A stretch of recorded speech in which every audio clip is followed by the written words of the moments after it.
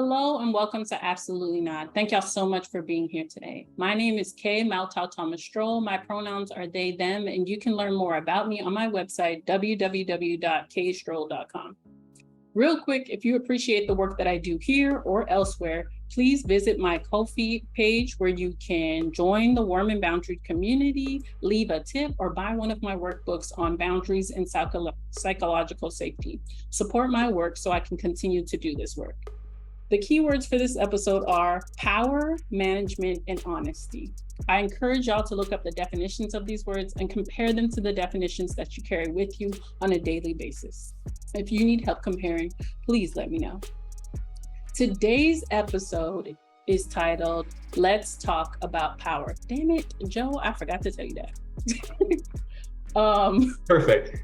With Joe Cardillo, they, them. Joe is a coach, trainer, and speaker who works with job seekers and managers/founders, focusing on small to medium-sized teams, typically 5 to 25 people.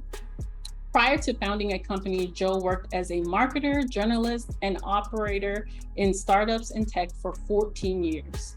They are also an advocate for the open web, entrepreneurship, journalism/local news, design, and the practice of anti-racism.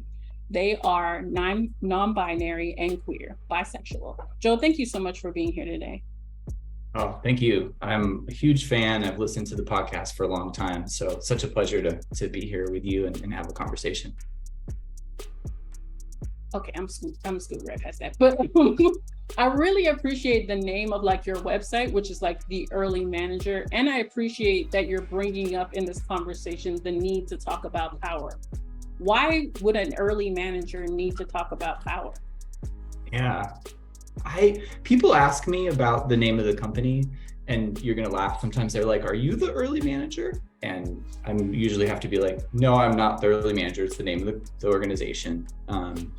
But it, kind of the name comes from this, this understanding that like, I think way back, the formative understanding is that we have to talk about relationships and how power works early and often, because usually by the time you kind of get up to, a level of more responsibility or where there's a lot going on, it's hard, right? It's hard to go back and kind of fix the early problems, design flaws, inequities, biases, exclusions, et cetera. And so the early manager is, kind of, I think, as much of a literal term about, managing a team and learning how to do it in a fair and transparent way, early, as much as it is about just kind of a reminder to myself and to the people around me, like, practice it early and often, talk about it, be open about it, negotiate it. Don't wait, because it's so much harder to do it well later. I mean, it's just really almost impossible in some cases. And I think that's what sets you apart. No, I know that's what sets you apart. I know y'all know this, but I don't have a lot of white people on my show very often. And the reason that Joe is here is because they identify often in their work how power and those biases that you talked about show up early on in your management career. How many early managers have come to you for help and not really acknowledge that, how power plays into that or how biases play into that? Yeah, it's a great question. In some ways, it's the reason I kind of do the frame it the way that I do when I do coaching and training, is it's not very common for people to talk about it that way.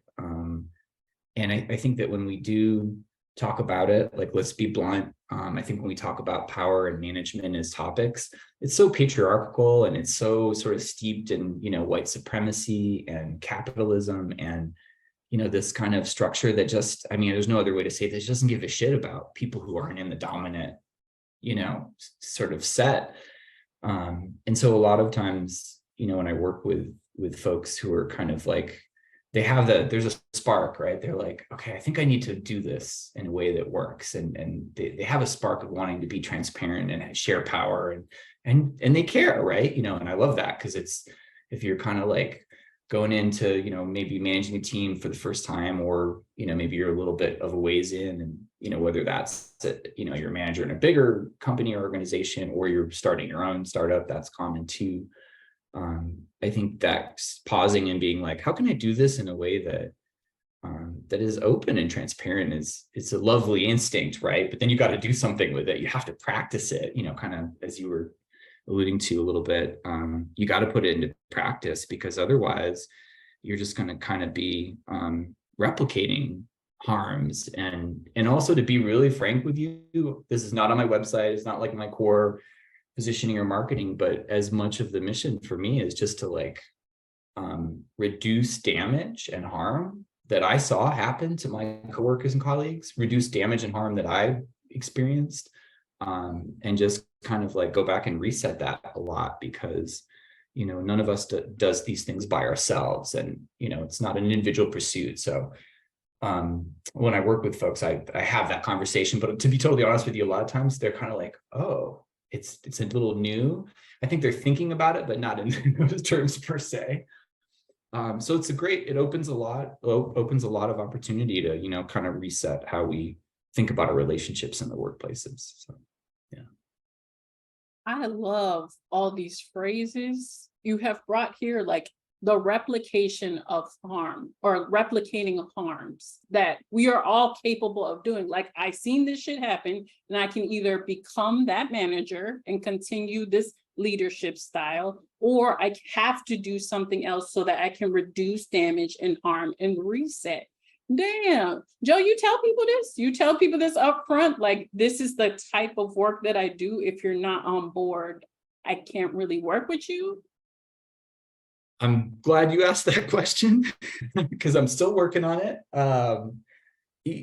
I sometimes, to be totally transparent with you, sometimes I do have that conversation up front. Other times, and I think this is where I'm still learning a lot, is I perceive that there's an opening, and that now is not quite the right time to like put that on the table, but I perceive that they're open to that. And I'm like, let me get to know this person a little. Let me really understand where they're coming from. And then I'm going to bend that arc a little bit with them. And that, I couldn't tell you exactly how I make that determination. But, I think there are some, apropos to this amazing podcast and your work as someone who's a boundaries consultant and kind of understands that world. There's definitely some boundaries I set early with folks where I'm kind of like, if I don't say that up front, like really lay that out, I'm like, let me test and see what they're really open to and up for. And, if it doesn't work, then it's not the right relationship. And that does happen too, where I see an opening, but it, turns out they're not ready for that moment. Even that statement I love so much, the perception of an opening. All of us, and I talk about this a lot in psychological safety, like there are so many different layers to what someone needs to feel psychologically safe. And what you may perceive as an opening or a gateway for learning, me as a Black queer person, I'm like, and that opening a little too small for me. Like that's okay. I would have to do a lot in order to open that opening. And for you, maybe you don't have to do that. Joe, I know you said you can't really break down like at what point in the process you're like, yeah, that's our opening. Like you have potential, but at what point in the process do you like, okay, that opening has not gotten bigger at all. I think we might have to close it. Yeah, that's a great question. One of the parameters that I look for, which I think is something that, I'm going to tip the hat to Teresa M. Robinson, who I've done anti-racism training and work with for, we just hit a year. I was in one of her online communities, done the courses. I've done a lot of other stuff too. Like I'm a big fan of Ashani Mufoko's work as well. Obviously, I'm a fan of your work and listen to the podcast. So I think about those dimensions. And one of the parameters that I've kind of learned, I don't know if I'm going to say this in a really sort of clean, precise way. So I'll just sort of say it and we can kind of be like, okay, let me break that down a little. Is I look for people who are willing not just to speak their own truth, but are interested in other people's truths as well. And, I would say that one of my early experiences managing a team myself was this this kind of experience, and it showed up in other dimensions too, but it was this experience where I was kind of like had a real, or just be honest, a real reality check with myself, where I was like, I have people on my team who don't look like me. They have a different experience, different background, etc. And I don't necessarily get everything that's going on in their lives, which is kind of obvious, right? The arrogance of thinking, I could understand someone's entire background, or at least enough to what brought them to work or the workplace. But I because I was engaging in, learning and unlearning and training and reading over the last several years, I had a healthy appreciation for that, where it was like, that's awesome. I'm so glad that this person has a different experience, and I'm just going to stick around and listen and maybe learn something, but maybe not, right? Maybe I won't get it. That's okay. And so for me, that's a parameter that I kind of apply when I work with folks too, is just like, you got to be open and interested in reinforcing people who are not homogenous, right? They're not monoculture. They're not from your little town, suburb. They're not from your school. They didn't get the same exact kind of education. They have a different lived experience because of the shade of their skin tone, whatever the, language is another big one. Faith is another big one. Whatever that might be. It's just, I think it's really important. And if that's not, and if people aren't really open to that and interested and genuinely curious, then I don't think I can be of service. And so that's a major parameter that I look for.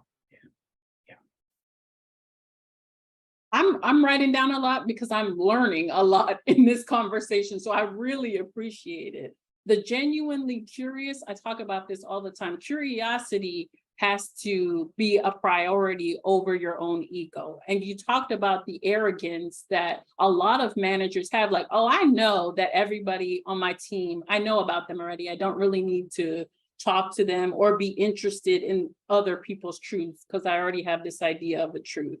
That arrogance is kind of rewarded often in a lot of organizations as managers climb management level. Have you ever seen that happen where arrogance is rewarded? Yeah, I mean, all the time. That's the majority of my work experience, to be honest with you, has been in places where that is the priority. And so just to add a little context too, like I worked a lot in startups over the last decade, venture-backed startups, and they're high growth places. There's a bunch of investor money that drops in, it varies a little, but every 6, 12, 18 months, there's a new milestone that the company has to hit for users, customers, revenue. So there's a lot of pressure involved in that. It's a pressure cooker. And, a lot of times the experiences that I had, and then unfortunately saw my colleagues and coworkers who were, not masculine presenting, not men, they were women, they were, Black, they were Latina, Latinx, Asian, South Asian, et cetera. They're in that pressure cooker scenario where they're getting kind of, the expectations are they're going to conform to that version of power and success, of course. But then it's a double-edged, it's like you can't win that game, right? Because I could take that track, and I recognize that, I could take that track and sort of gain wealth and opportunity and things like that. That wasn't even available to my coworkers who didn't look like me. And that just did not resonate for me. That just felt really hollow, and it felt really false and cruel and inhumane in so many ways. And so when I think about those, those kinds of environments, I think there's a lot of it goes back to the model, right? The kind of the patriarchal capitalist models, it's volume over quality, things like that.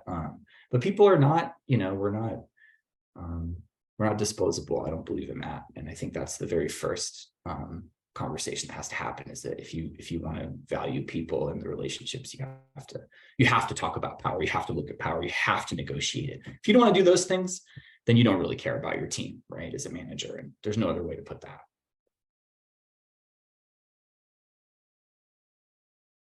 Yeah, y'all know that I'm a visual learner. So when you said pressure cooker, I thought of so many places that I've worked at before, but it also made me think about how they're not really sure what the fuck they're cooking. They're just cranking that bitch all the way up, and everybody's boiling alive or whatever a pressure cooker does. I don't really know. I'm sorry, y'all. And they're just adding more pressure, but they're not being honest with the people in the entire organization of what the fuck are we cooking here? And why are we still cooking? And why are we cooking it at this temperature? God damn it. Like, why do we have to meet quota at this certain time? And I think about how many times I've been in those pressure cookers and thought, well, if I just stick it out, I'm going to change people's lives here. I'm going to make a dent. I'm going to I have to be the token person here, or else it's going to be blah, blah, blah, blah. Joe, do you believe that to be true? Do you believe that somebody can sit in a pressure cooker and make change, even though they're getting boiled alive? Wow, you're asking the big questions today. I love it. It's the question that I think everybody, especially in those sort of super intense startup scenarios, but in general, should ask. I think there's two things that what you shared and kind of framed make me think of. One is the reality that that's actually not necessary. I've worked 80-hour weeks. I got back problems and other things now because of that, right? And I'm sure there's so many different things that happen when you're in workplaces that are unhealthy.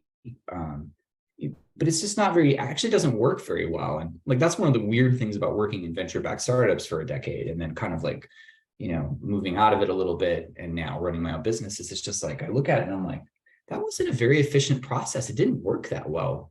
Homogenous founders and investors really just kind of in that creating that pressure cooker model, they're just wasting a lot of capital, honestly. It's highly inefficient. And there's a bunch of data to support the fact that that's the case, right?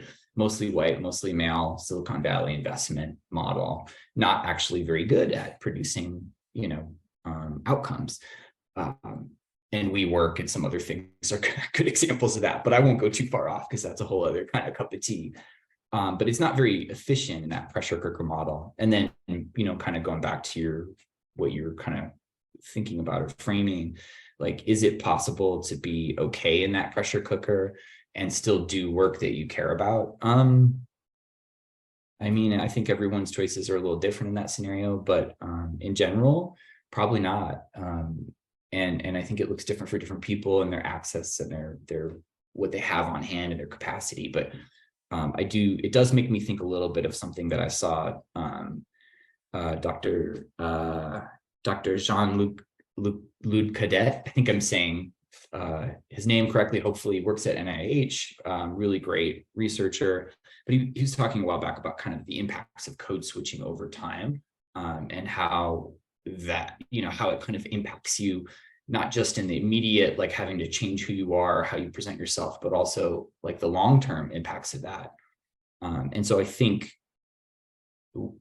that makes me think of in that pressure cooker, having to completely shift who you are and kind of change who you are and not talk about what your truth is or what's really happening in the context of the organization.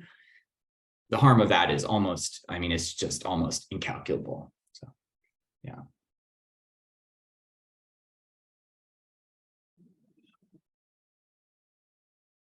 You touched on so much in just answering that question. And I know but everyone knows I be wilding on my podcast. So I ask questions like that because they come to my mind. So I apologize, but it is definitely your fault. So, but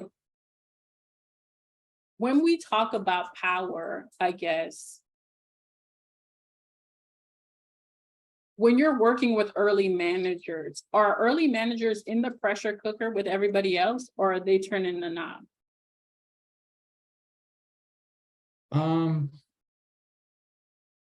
It's usually both. It's usually both.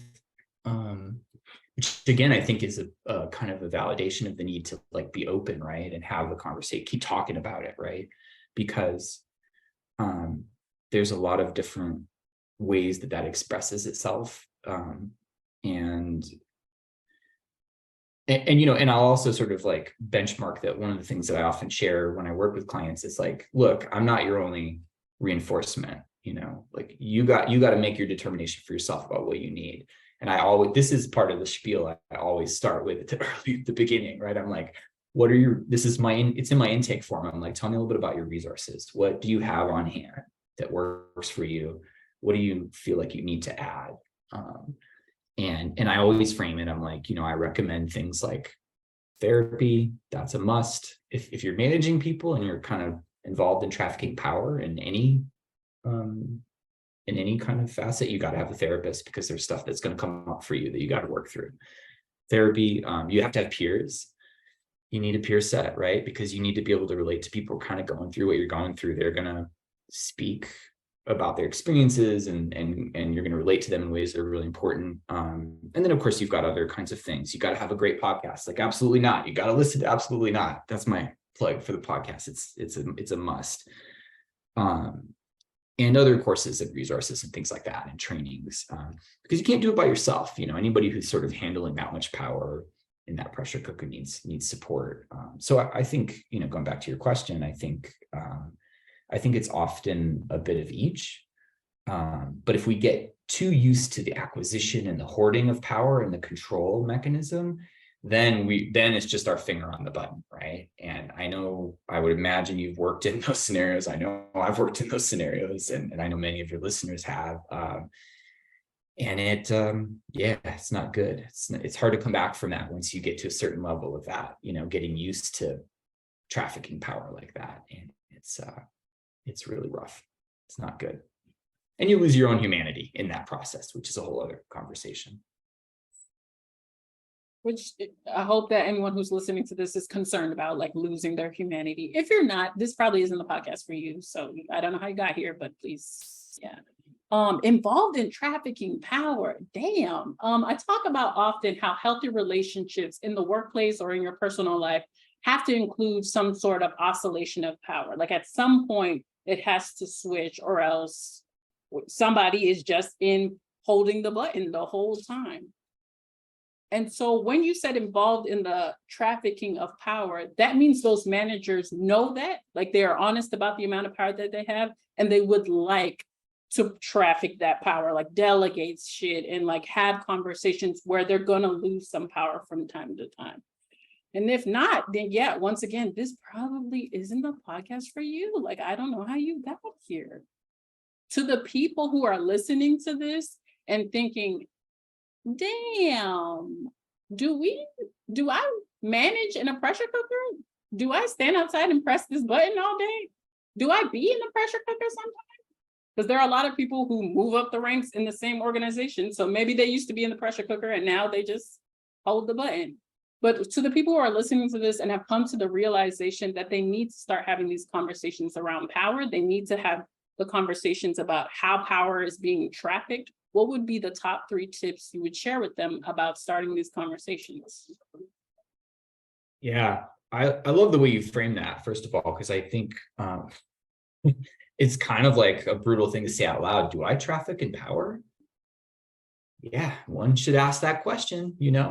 If you care about relationships, if you care about community, if you care about collective well-being, and you're not just cosplaying those topics, then you got to ask that question, I think. And I would also say, I think it's important to note too that the more you are in a group, like, again, I'm masculine presenting, I'm white, European American, like the more you're in the group that is in the dominant, that has had access and has been granted all this privilege and power, the more you need to ask that question. So I just want to acknowledge that, because I think it's an important thing.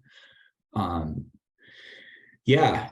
And I think, the sort of the tips for that, I think, are, one thing I think is really important is to just keep checking for what you're actually negotiating. Like, what is being negotiated here? Because I think sometimes we get a little lost in that, right? Like, people think, and this comes up a lot when I work with job seekers, people are like, I'm negotiating salary. And I'm like, no, you're not.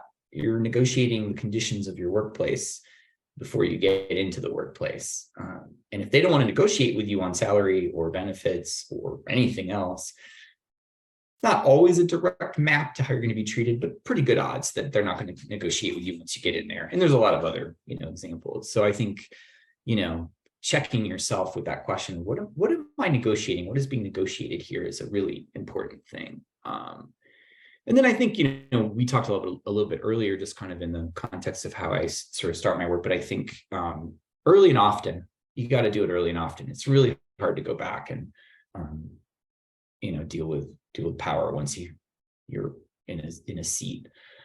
And you're not incentivized to like talk about it, right? Because again, most of the, the financial models, the management models, board structure, executive structure, investor structure, those things just aren't set up for that, right? There are options, there are cooperative options now, which is great.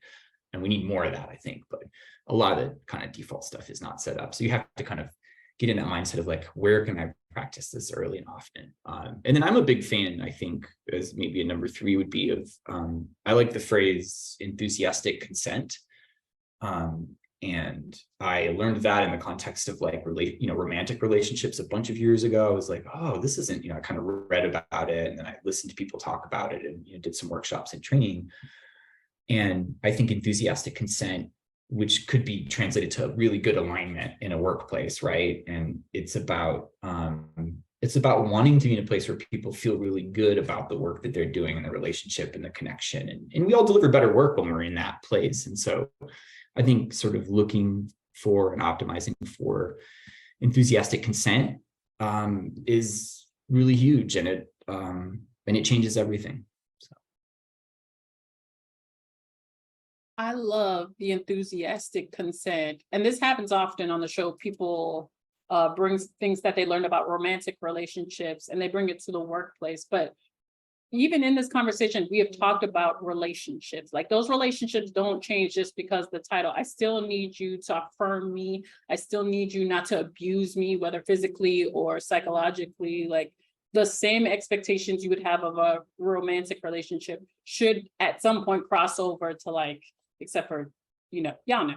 But yeah, I also really love, it's really hard to go back. I wish somebody would have told me that early in my career, or as an early manager, that once you lose the trust of the people that you're managing, or once you like decide, okay, I'm going to not be my full self, I'm going to not expect these things from people, it's hard to be like, never mind, like, I expect you to do this now. I need these accommodations kind of, and it's not impossible to do, and you should absolutely still do it, but you could have saved yourself a whole bunch of harm if you had in the beginning been like, I'm actually trans and I need these disability accommodations. So if you could just do that. Oh, I have 2 full pages of notes from this conversation, and I'm really excited for people to hear it. Do you have any last minute sprinkles for the audience before we go? I mean, I think,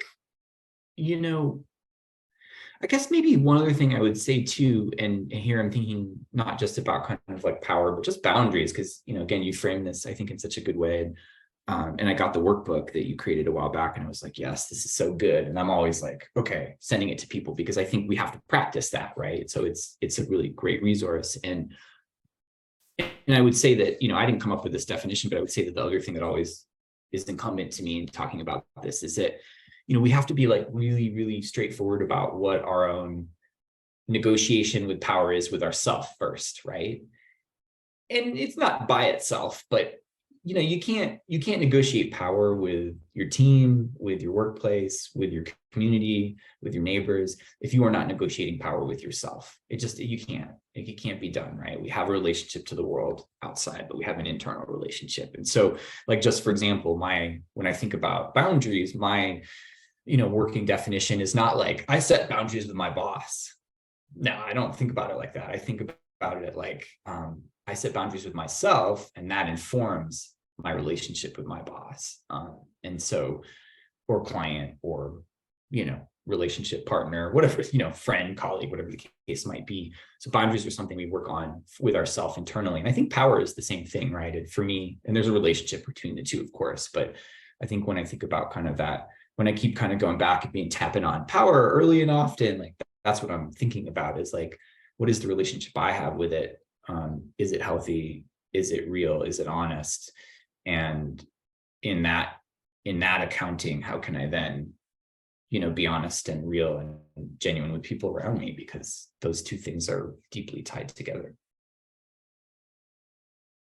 And Joe, this was like super recent too. You made a post about how white people don't often do that in in relationship to like anti-Blackness or racism. Like they're not being honest about their relationship with themselves and the knowledge that they have, and how much other people's lived experiences like have a priority in their life. They're just not honest about that. So they're not able to move forward with a relationship with Black people or other people who aren't white. And I'm grateful that you point that out, because I say it often in my work. That's the reason I do this work, is because this like foundational work about empathy, emotional intelligence, and boundaries is literally so telling. When I work with people who don't share my identities or my lived experience, I'm like, oh, you don't have like the baseline to have this conversation, because you haven't had a relationship or like a one-on-one meeting with yourself about like, hey, where are we at about honesty with ourselves? Where are we at about power within ourselves? And that's on you, baby. I really can't help you with that. If you, what you said it earlier, like, yeah, I would not perceive an opening there. And I would have to close the bank on that. Like that's not for me. But thank you so much, Joe, for everything you have shared here. I know that people are going to take from it. Oh, one more thing that you said, cosplaying. Oh, they're not going to like that. But there are a lot of people cosplaying. Oh my gosh, social media has, yeah, it's cute or whatever until it's not cute. But thank you so much for bringing all of this information here in this episode. To the people who are listening to this, keep setting those boundaries and saying absolutely not to anything unaligned. We will see you next time.